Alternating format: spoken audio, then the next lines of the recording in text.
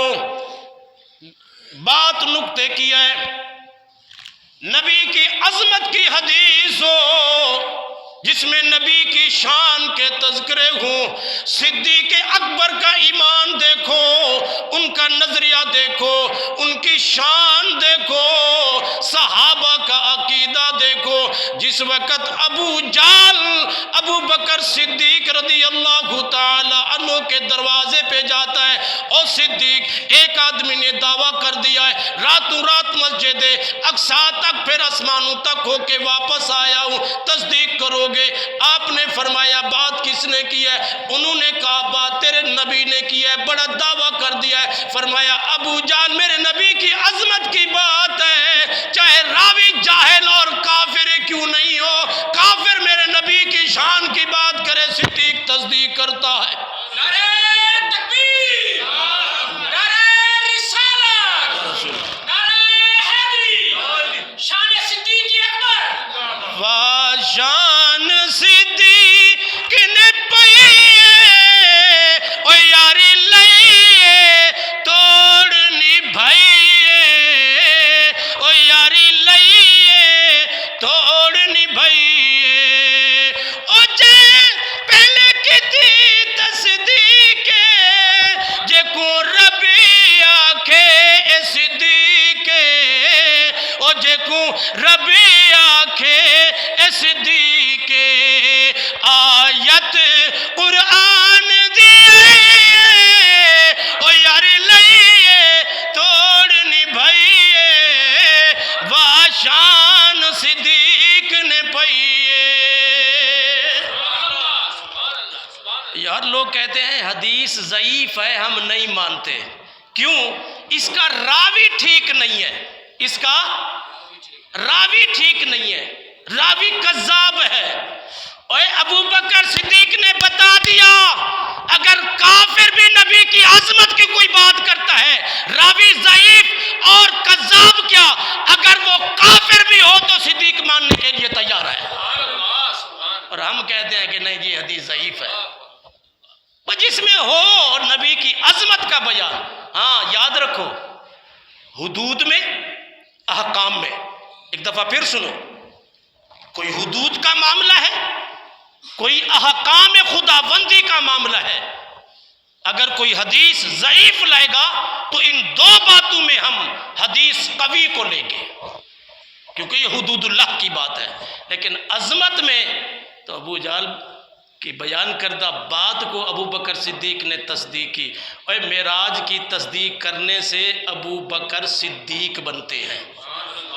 کافر کی زبان سے، ایک جاہل کی زبان سے، دشمن خدا کی زبان سے صدیق نبی کی عظمت کی بات کو تصدیق کی مہر ثبت کر دیتا ہے، اور تو وہ صدیق بن جاتا ہے۔ تم کہتے ہو ہم ضعیف حدیث کو مانتے ہی نہیں ہیں، اس لیے کہ ان کے راوی میں کوئی گڑبڑ ہے۔ ابو بکر صدیق کا عقیدہ تو یہ ہے، راوی کوئی بھی ہو، چاہے کافر ہو، ابو جہل ہو، میرے نبی کی عظمت کی بات کرے گا تو صدیق اس کی بھی تصدیق کرے گا، یہ سچ کہہ رہا ہے۔ مت ایسا خیال کیا کرو کہ جی یہ تو حدیث ضعیف ہے، ہمیں حدیث دکھائیں، کتاب میں لکھی ہوئی تو ہے پر یہ حدیث ہم نہیں مانتے۔ تو پھر عقیدہ صحابہ والا تو نہ ہوا، خالی خولی صحابہ کا نعرہ لگاتا ہے، اندر تیرے کوئی اور بات ہے۔ ہو گیا نا یہی بات؟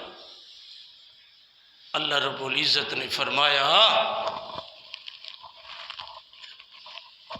کہ جب کافروں نے نبی کو وطن سے نکالا نا، اذ اخرجہ الذین کفروا، اور جب نکالا نبی کو کافروں نے، ثانی اثنین اذ ہما فی الغار، دو میں سے دوسرا جب دونوں غار میں تھے۔ کہتے ہیں قرآن میں ذکر ہی نہیں ہے۔ اور ایک کوئی ہے ناصر، کوئی شیعوں کا عالم ہے، وہ فیس بک پہ تقریر کر رہا تھا کہ جی ایسے انہوں نے من گھڑت یار غار بنا دیا، کوئی غار کا واقعہ ہی نہیں ہوا۔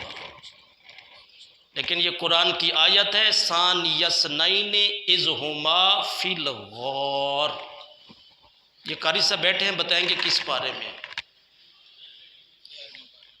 ہاں جی 11ویں پارے میں سورۃ توبہ ہے، 10ویں پارے میں سورۃ توبہ۔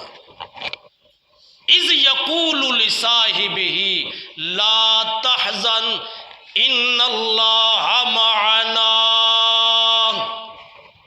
ان اللہ معنا، صدیق غم نہ کر، اللہ ہمارے ساتھ ہے۔ وہ کیا غم تھا؟ سنو نبی پاک کے غلاموں، نبی پاک سیدنا صدیق اکبر کو لے کر جب غار ثور پر پہنچے، صدیق اس غار میں رہنا ہے، سفر کو موقوف فرماتے ہیں۔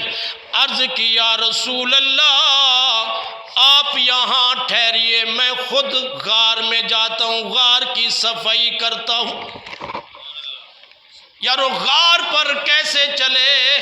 اٹھاؤ کتب احادیث مبارکہ، تاریخ اسلام کی برگردانی کرو۔ جب پہاڑ پر چڑھنے کی بات آئی تو سیدنا صدیق اکبر نے کاندھے پیش فرمائے، حضور آپ ایسے نہ چلے، صدیق کے کاندھے پر سوار ہو جائے، صدیق غار پر لے جائے گا۔ نبوت کا بار لے کے چلے، اور جب ایک موقع آیا سرکار نے فرمایا علی لبیک یا رسول اللہ، فرمایا آؤ نبوت کے کاندھے پہ سوار ہو کر ان بتوں کو گرا دو۔ نبوت کے کاندھے پہ سوار ہو جاؤ۔ علی نبوت کے کاندھے پہ سوار ہوا، نبوت کا بھار نہ اٹھایا، نبوت نے علی کا بھار اٹھایا۔ یہاں تو صدیق نے نبوت کا بھار اٹھایا ہوا ہے نا، یہاں پہ خود نبی صدیق اکبر کے کاندھوں پہ سوار ہیں۔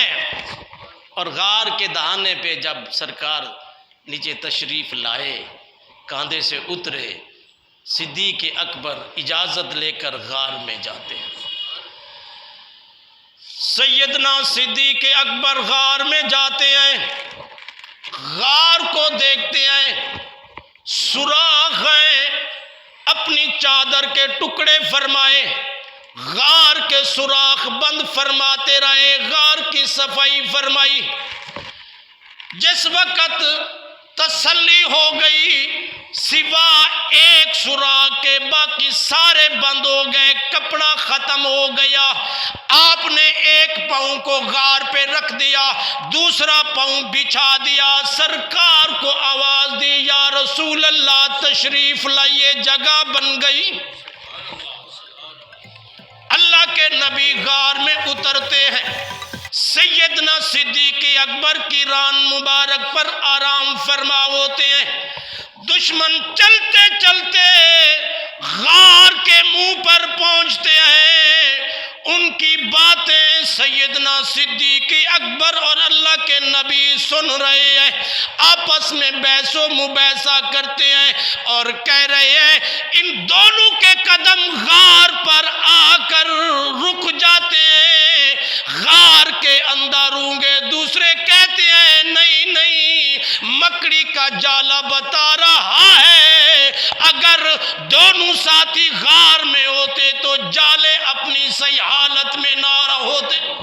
اس جالے پر پرندے نے انڈے بھی دے رکھے ہیں، انڈے بھی ٹوٹ جاتے اور جالا بھی اپنی جگہ پہ نہ قائم رہتا۔ میں آپ سے پوچھتا ہوں، ٹوٹل تو 3 دن 3 راتیں رہے، لیکن فوراً ہی یہ لوگ پہنچ گئے، تو انڈے کیسے ہو گئے؟ اور جناب اس کبوتر نے وہاں جالے پہ انڈے لگا دیے، مکڑی نے جالا بھی بن دیا۔ بچانے والا طاقتور ہے، اور بچایا کس کو؟ نبی کو اور نبی کے یار کو، صدیق کو، اور جن کی ذات کی بقا پر خود خدا انتظام فرماتا ہے، ناممکن کو ممکن کر دکھاتا ہے، اس صدیق کی عظمت کو لاکھوں سلام۔ اور جس کا خود نبی اپنے سفر کا ساتھی ہونے کا انتخاب فرمائے، نبی کے انتخاب میں بھلا کوئی کمی ہو سکتی؟ بستر اور امانتوں کا امین بنانے کے لیے علی کا انتخاب فرمایا، وہ بھی صحیح فرمایا، سفر کا ساتھی اور رفیق سفر بنایا جس کو، وہ بھی انتخاب صحیح فرمایا۔ اللہ کے نبی ان سب کی باتیں سن رہے ہیں، وہ تو چلے گئے۔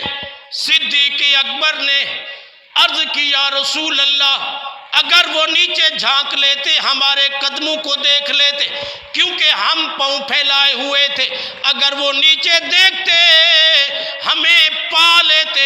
سرکار کی بارگاہ میں صدیق نے عرض کی یا رسول اللہ پھر کدھر جاتے؟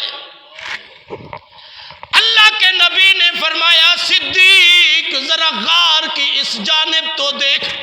سیدنا صدیق اکبر نے جب غور کیا، غار کے سامنے سمندر ہے جس میں کشتی موجود ہے، فرمایا صدیق اسی کے ذریعے نکل جاتے، حالانکہ کوئی دریا نہیں ہے وہاں پہ۔